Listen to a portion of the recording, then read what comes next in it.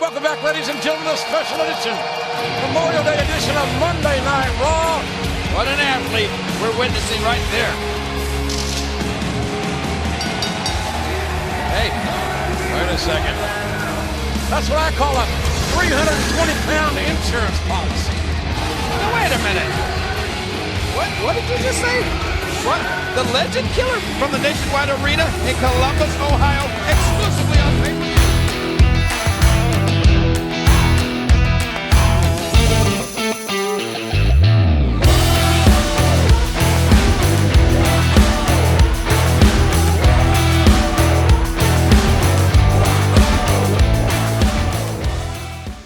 Guys, boy, Benny, you ever been talking to somebody and you unexpectedly hear something very profound? You're like, wow, that's some wisdom right there. I wasn't expecting that. Well, I certainly wasn't expecting that from the Jimmy Kimmel Show, and Bill Burr, of all people, on the Jimmy Kimmel Show, saying something that is so profoundly true.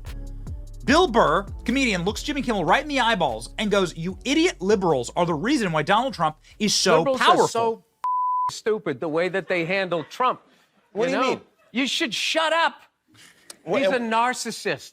Neutral energy. Yeah. You think he'd go away? You know what I think he was? I think he was a one-hit wonder. Right? He wrote The Twist. And then that was it. He was on the casino circuit, and then you idiot liberals wrote him Twist again when you indicted him. And now he's a martyr. And now he's coming back, Jimmy. The peppermint twist is back. Coming back. It's going to be great for comedy. He's coming back. It's going to be great for comedy. Oh, yeah, it's going to be great for the country as well. It's going to be great for everybody. Just like Trump term 1.0 was great for everybody, and Trump term 2.0 will be great for everybody, even his haters, even the people, even the haters. Ladies and gentlemen, this is what is happening. They have united the country against them through their evil and through their incapacity to just shut up, you idiot. You effing idiot liberals, as Bill Burr says, have destroyed yourselves. And it's happening. It's happening in real time. You idiot liberals making Trump a martyr. He's coming back, says Bill Burr. Well, this is what it looks like to be back, boys. Right here. Strong. This is Donald Trump in the courthouse today. You can see Donald Trump in the foreground here, right here, blown out. And behind him, in focus, is Congressman Byron Donalds, Governor Doug Burgum, Speaker of the House Mike Johnson, Vivek Ramaswamy, Corey Mills, who's also a member of Congress and a very high-ranking one.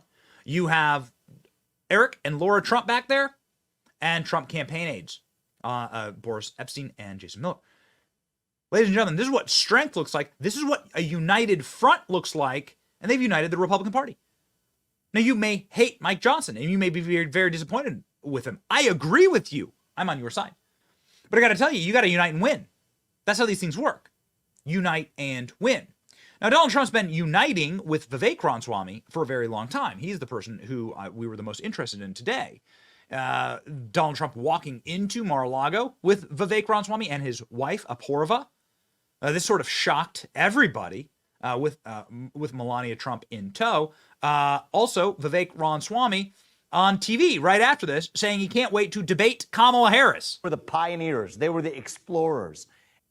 If you ever get a chance to debate or talk to like Kamala Harris, and Biden's not going to be debating, I don't think anyone, but it'd be good just to say, why shouldn't George Washington be banned? I'll file that away, Laura, and I'm looking forward to hearing Kamala's answer. I don't expect it to be super coherent, but I'll be sure to face off with her on it. I'll be sure to face off with her on it. I mean, again, like, these are the little things that makes you just kind of say, I don't know, like, what you know, what's going on here? Like, is Vivek in the running for VP? Many people want him to be vice president. Donald Trump obviously treats him like family when he's at Mar-a-Lago. Here's just a small sampling of Donald Trump bringing Vivek on stage saying, we must win. We will win. We must win, Vivek, is what Donald Trump said at this event. And so what does Vivek have to say after Donald Trump in court? Vivek was with Donald Trump in court today. He said it's a miserable, depressing experience, and he just delivered a blistering barn burner outside of the courthouse when given an opportunity to talk about the experience and to talk about the case writ large. Here we go.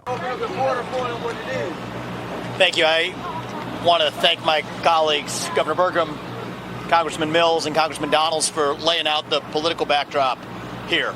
This is a politicized persecution that is nakedly apparent. What I want to do is dive a little bit deeper into what we actually learned today in that courtroom. What do we see in there? First of all, I learned a lot from being in there in person. It is one of the most depressing places I have been in my life, but it is fitting because the only thing more depressing than the environment of that courtroom is what's actually happening in there. It's straight out of a Kafka novel. The prosecution's main strategy appears to be to bore the jurors into submission. And if you look in that direction, sadly, it may appear to actually be working. Now, I would like for anybody here in the press, anybody at home, anybody in MSNBC or the media afterwards, to clearly state what exactly is the crime that Donald Trump committed. Oh, wait. We have not heard a good answer to that question. It has been vague until today. You heard Michael Cohen's testimony, after which I would say it is less clear than ever what that crime actually was. They'll say falsifying business records. Well, let's look at who did we learn falsified business records today? Yet, what, hour, 2 hours, felt like it could have been 7 hours, of Michael Cohen talking about how he falsified business records. Okay, so you have a guy who has been a perjurer in the past that is now saying he falsified business records. What is the crime that Donald Trump committed? Now, it appears to be what they might allege is some sort of bookkeeping error or whatever.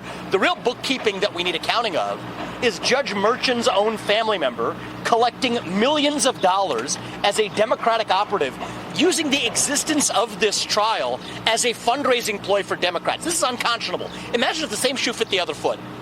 Imagine if it was Joe Biden that was on trial. You had a Republican judge whose son was collecting millions of dollars as a Republican operative. What would you all be saying? This would not be justice. This is injustice at its worst. So let's go even a layer deeper, right? Because let's go even a layer deeper, actually. The alleged crime here is supposedly, they try to point to this every day, that he does not actually use campaign funds, that he used personal funds. Well, let's get this straight. Suppose Donald Trump had used campaign funds to make a personal expense. They'd be going after him for that. So if they're going to get him going or they're going to get him coming, that is the best proof that this is a politicized sham. Let's go through it piece by piece. If you tell somebody to go buy you a suit and you want to look good on television because that'll affect the voters, the way voters vote for you, you know what? They prosecute politicians if they use campaign funds to buy a suit. If they say, go get a haircut, if you use campaign funds to get a haircut because you want to look good to the voters, they will actually prosecute you for using campaign funds for a personal expense. Yet the entire legal theory of this case, the whole case that Alvin Bragg has brought, depends on one premise for them to charge this as a felony, is that Donald Trump somehow should have used campaign funds to make an allegedly personal payment. Yet if he had done that, their case against him would be even stronger. This is garbage. That is the best proof that you have that if they're going to get him going or get him coming, it's damned if you do, damned if you don't. This is a sham.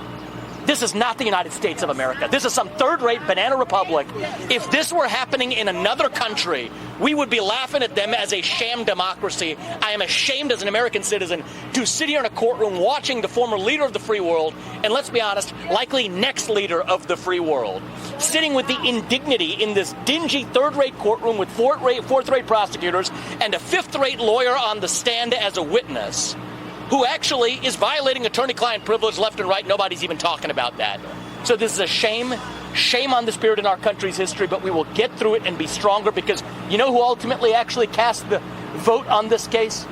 It's not just the jurors in that jury box. It's every one of you at home. It's every American who votes this November to say no to the weaponization of justice. And if you're at home, you may say, you know what, I don't agree with everything Donald Trump's ever said.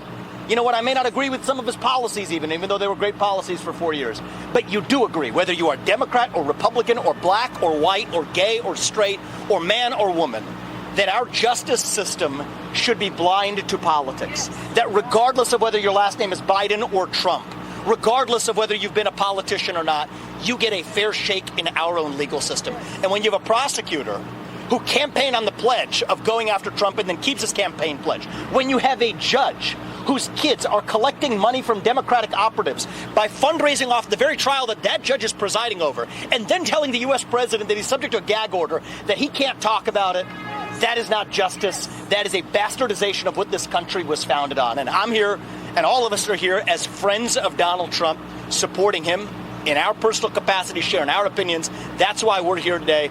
But I hope every American at home who isn't able to be in that courtroom is able to see what's actually happening there. And when you do, We will have a landslide of historic proportion this November if every American understands the injustice that's playing out in that courtroom today. So may God bless our country. I pray for our future, and let's pray for our country being stronger on the other side of this disgusting sham politician prosecution. Doug, I'm going to close this out. Thank you. Well, hot damn. It's VP material, ladies and gentlemen. This is, I think, like, there's no other way to say it. I haven't been, obviously quiet about my appreciation for VP, for Vivek as VP. We've asked Vivek on stage about it. We've been pretty open about the fact that we're friendly with Vivek and we like him, we like his candidacy.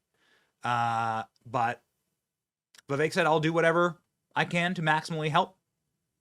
Obviously, he said nothing more than that. He was asked yesterday by Patrick Bet-David about the same thing and said, it's my obligation to be VP if you actually want me to be VP. I respect immensely.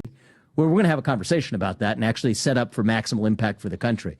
If he knows who I am, and we've got to know each other really well, if after knowing all of that, he would ask me to be vice president, or, you brought up that example, let's just answer really honestly, anybody who cares about this country, who's aligned with his vision in the Republican Party today, if they're asked to be vice president, is going to say yes and has a responsibility to say yes. So that's what Vivek said yesterday.